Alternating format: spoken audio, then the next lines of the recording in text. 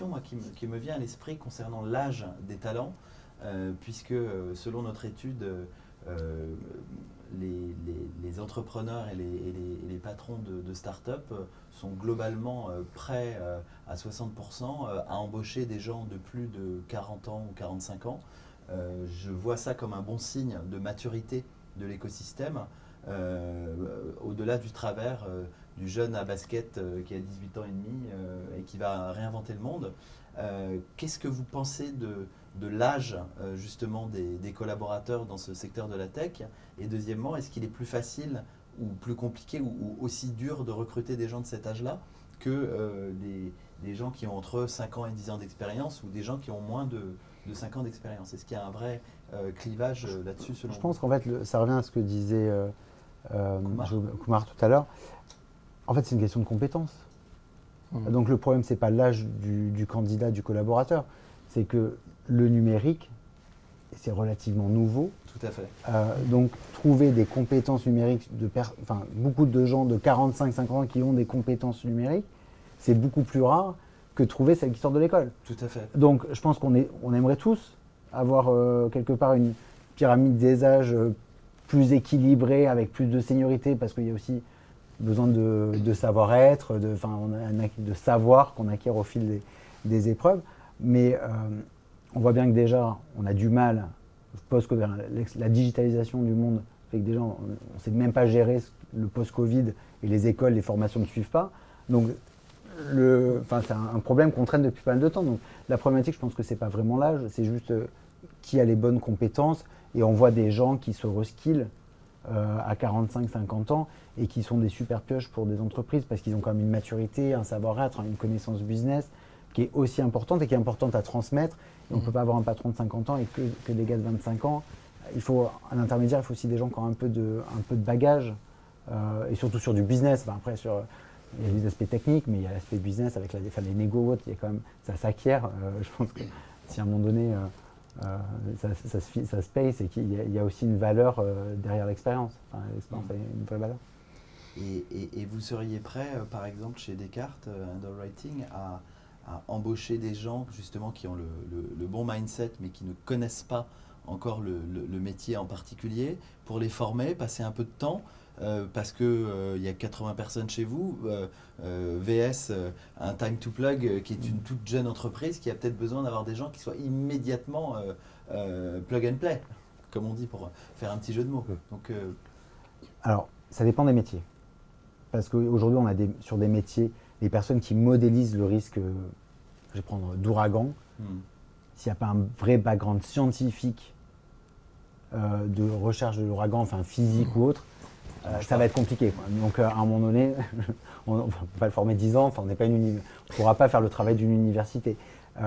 Par contre, sur d'autres métiers plus faciles d'accès, pourquoi pas? Aujourd'hui, on n'est pas encore dans une phase où on a beaucoup de back-office, on a finalement encore beaucoup de profils très produits, très techniques, très mathématiques. J'espère que demain, en se développant, on aura besoin d'autres profils et qu'on pourra aussi diversifier. C'est vrai qu'aujourd'hui, on est un peu sur des profils similaires, mais c'est plus parce qu'on n'a que 3 ans et qu'on est encore dans cette phase de business où on construit véritablement les lignes de produits et qu'ensuite, ça se diffusera et qu'il y aura plus d'opérations d'exploitation, si on peut dire, derrière. Et de ton côté, Edouard, si on prend une société plus petite et plus jeune, est-ce que toi, tu te vois prendre le risque d'embaucher des gens parce que c'est la guerre des talents et que tu n'as pas forcément des budgets fous ou que tu n'as pas levé plusieurs millions d'euros encore? Quels sont selon toi les risques que tu es prêt à prendre sur les compétences VS apprendre à un talent qui te coûtera peut-être moins cher et que tu réussiras à fidéliser plus longtemps? Je crois beaucoup à la mixité en fait et à la capacité à mélanger comme ça des profils un peu différents en termes d'expérience, en termes d'âge, de background et créer, nous on a prévu de créer des binômes entre des ingénieurs et des techniciens qui ont déjà une compétence différente mais qui ont aussi une expérience assez différente. Et ça, pour que les deux puissent s'alimenter, que le plus jeune puisse aussi aider la personne un peu plus senior à s'adapter à des nouvelles technologies, à des nouvelles méthodes de travail, et que le plus jeune puisse apprendre aussi de l'expérience de la personne un peu plus senior. Donc nous, on a prévu de mettre ça en place et on va le tester assez rapidement. Je pourrais revenir pour témoigner. Merci beaucoup, Édouard. J'ai été frappé en voyant ça sur LinkedIn ou je ne sais plus quel média, de la dernière annonce encore de notre ami Elon Musk qui parle du retour au bureau de manière extrêmement cinglante, comme il sait le faire, en disant que globalement, si vous n'êtes pas 40 heures par semaine au bureau, et plus vous êtes senior, plus vous devez être au bureau, sinon laissez votre lettre de démission. Donc c'est un peu un tollé sur le remote. Quelle est aujourd'hui votre position sur le remote et quels sont selon vous les bons ingrédients? Parce qu'il y a aussi des talents aujourd'hui qui, sans le dire à leur employeur, sont partis, si je prends la France, à Bordeaux, à Lyon ou en province et qui aujourd'hui ne veulent surtout pas revenir en arrière. Donc comment trouver le juste milieu avec une culture d'entreprise forte et du lien humain pour arriver quand même, end of the day, on cherche de la performance pour l'entreprise. Je crois, Tim, que le vrai sujet, c'est pas trop d'obliger les gens à venir X jours par semaine au bureau, mais c'est plutôt d'adapter les conditions de flexibilité de travail en fonction des postes et de ce que requiert le job en tant que tel. Et à partir de là, nous, en tout cas, notre ligne, c'est de faire confiance aux collaborateurs pour qu'ils travaillent en bonne intelligence, qu'ils soient au bureau quand il y a besoin d'être au bureau et s'ils le souhaitent, qu'ils puissent travailler chez eux quand ils peuvent le faire chez eux. Je pense que c'est aussi très dépendant de la culture d'entreprise. Il y a des boîtes qui sont créées en full remote et qui marchent très bien, tant mieux. Il y a des boîtes où il y a une culture de l'entre-soi fort, du besoin de locker room, on est un peu vestiaire. Et donc je pense que c'est à chacun de trouver son équilibre, tout en entendant qu'effectivement il y a un désir de flexibilité ou en tout cas de pouvoir adapter son temps. Nous, je sais que chez nous, on n'est pas pour le full remote. On a envie que les gens viennent. Déjà, on a beaucoup de jeunes et ils ont aussi envie de venir parce qu'il ne faut pas oublier le truc. Le travail, c'est aussi une manière de socialiser. Quand tu sors de l'école et que tu as déménagé depuis l'Inde, le moyen de te faire des potes, c'est quand même bosser. C'est quand même le plus facile. Donc, il y a ça. Puis après, on met aussi un environnement qui fait que c'est agréable de venir travailler. Et ce qui ne nous empêche pas de dire que quelqu'un qui a envie de bosser une semaine en full remote, on est capable de le faire et d'avoir flexibilisé. Mais c'est vrai que le full remote, c'est pas notre conviction, on a plutôt envie que les gens quand même se recroisent. Et je suis moi intimement convaincu que l'innovation, elle se fait quand même beaucoup à la machine à café. Elle se fait beaucoup dans les small talk et c'est compliqué d'avoir du spontané sur Teams. Enfin, on n'interpelle pas quelqu'un sur Teams, quoi. C'est que du transactionnel pour moi le full remote. Et que du transactionnel, à un moment donné, ça crée quand même le out of the box parce qu'on n'est que dans ce tunnel-là. Donc je ne suis pas un vrai advocate du full remote. Ok, très bien. Peut-être pour compléter, je pense qu'il y a des études qui montrent que quand on est en télétravail, la performance individuelle est supérieure que quand on est au bureau. En revanche, la performance collective est inférieure. Et donc je rejoins en fait ce que tu viens de dire, c'est-à-dire qu'il faut les deux. D'abord, cette dimension sociale, elle est essentielle, parce qu'on est quand même des êtres de relation. Donc, quand on n'a que deux dimensions, effectivement, derrière un écran, il manque cette troisième dimension. Donc ça, c'est essentiel. Et donc, c'est trouver le bon équilibre qui permet à la fois de ce qu'on va appeler servir le bien commun, c'est-à-dire le bien de tous et de chacun. C'est-à-dire, qu'est-ce qui va permettre à chacun d'être performant, tout en préservant un certain équilibre, vie professionnelle et vie privée, et en servant, bien évidemment, l'intérêt et le projet de l'entreprise. Je pense que ça, c'est un premier sujet. Le deuxième sujet, c'est que pour pouvoir être attractif, ou j'ai parlé de séduction tout à l'heure, il y a un certain nombre d'entreprises aujourd'hui qui sont face à des demandes de jeunes qui sont des digital nomades. Donc des gens qui disent, moi je veux travailler un mois en France, un mois aux États-Unis, un mois en Inde, etc. Et il y a des sociétés effectivement qui ont, c'est le cas des GAFA et des Batix, mais qui ont des bureaux dans différents pays du monde. Et cette flexibilité-là, cette agilité qui peut être donnée, en fait, est un élément d'attraction, d'attractivité même, je trouve, pour une entreprise et qui peut être extrêmement différenciante. Donc voilà, donc c'est de trouver aussi finalement quels sont les besoins de chaque employé, chaque talent qu'on souhaite attirer dans l'entreprise, comment les retenir. Ça, c'est un des éléments qui permet aussi de se différencier des autres et d'être à la fois dans une dimension je dirais, d'équilibre personnel, professionnel et de servir les intérêts de l'entreprise. Okay. Ouais, je pense qu'on a aussi, à mon sens, très peu de recul encore sur l'impact qu'ont ces nouvelles organisations du travail. Et qu'il y a un effet de mode, peut-être, ou de demande, de effectivement pouvoir bosser, mais savoir quel impact long terme ça aura sur l'entreprise, c'est compliqué de savoir est-ce que c'est la bonne décision aujourd'hui ou pas, en fait. Parce qu'il peut y avoir l'effet attractif, mais si tu as un talent que tu ne mets pas dans le bon environnement pour justement qu'il éclot, c'est un talent que tu gages. Donc peut-être il va venir 1 an chez toi, mais quelqu'un qui vient 1 an, en termes d'investissement, de recrutement, d'onboarding, pour une entreprise, c'est pas un bon deal. La vérité quand même.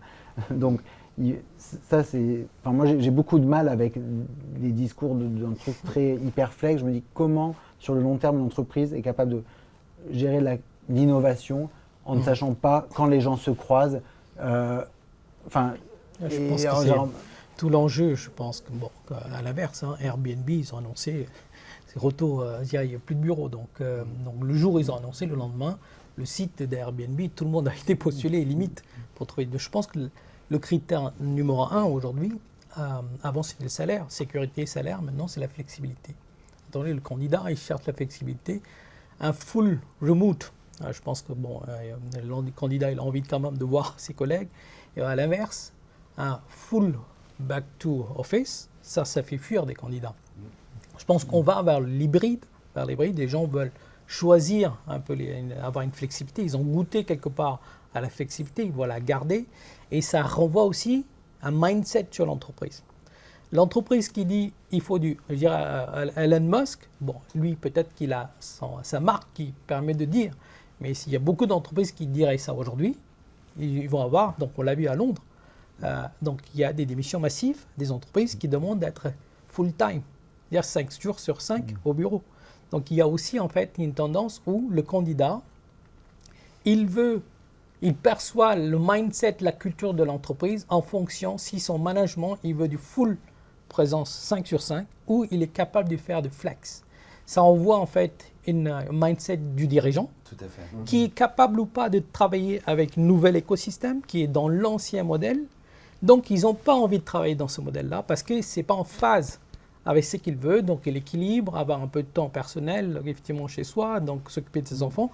Ça, c'est une vraie demande aujourd'hui des candidats. Donc, l'hybride, il y a beaucoup d'entreprises, notamment dans la sphère informatique, c'est mandatory, quelque part. Si on veut recruter et de dire, notamment en Inde ou je dirais dans des pays où les gens ne veulent plus être dans des villes, être là dans des bureaux, passer des heures dans des transports, repartir. Donc ils veulent avoir cette flexibilité-là, ils sont OK pour sacrifier leur salaire. Parce qu'ils gagnent en qualité de vie, ils achètent du temps de vie qu'ils ont donné dans le temps aux entreprises et récupèrent quelque part ça. Donc ça, pour moi, on le voit. Les jeunes qui sortent de l'école, ils n'ont pas encore donné grand-chose. Non, c'est juste pour là. Non, après, il y a la notion aussi, on a parlé de la formation. Donc aujourd'hui, il y a la guerre des talents, mais qui doit former? Aujourd'hui, en fait, il y a une demande qui est gigantesque. Et on savait plus ou moins qu'on allait vers la 4e révolution industrielle, le digital, donc tout va être automatisé. Mais on savait, il y avait une tension latente sur ces talents-là. Mais qui forme? Aujourd'hui, la demande, je dirais, est telle que ce n'est pas les entreprises qui forment, ce n'est pas l'école traditionnelle qui les forme. Il y a un gap aussi aujourd'hui sur la formation. Donc, bien sûr, pendant les 2 dernières années, l'e-learning, ça a boosté donc, toutes les entreprises qui étaient sur ces plateformes-là. La valorisation, les demandes de formation ont été, je dirais, multipliées par X. Et la formation reste, quelque part, un créneau sur lequel on parle de garde des talents, mais en fait, on parle moins de la formation. Donc oui, les grandes entreprises ont les budgets donc, pour upskiller, mais entre les deux, il y a un petit gap.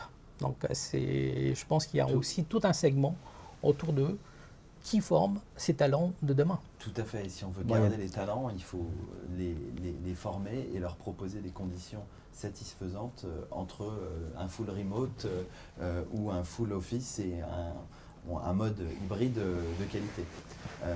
Merci beaucoup, Kumar. Nous avons parlé des talents à l'international, nous avons parlé du remote, nous avons parlé du bureau, de la machine à café qui a encore de beaux jours devant elle, mais aussi la formation qui est un élément clé dans la rétention des talents et dans leur évolution de leur entreprise actuelle et de leur future entreprise.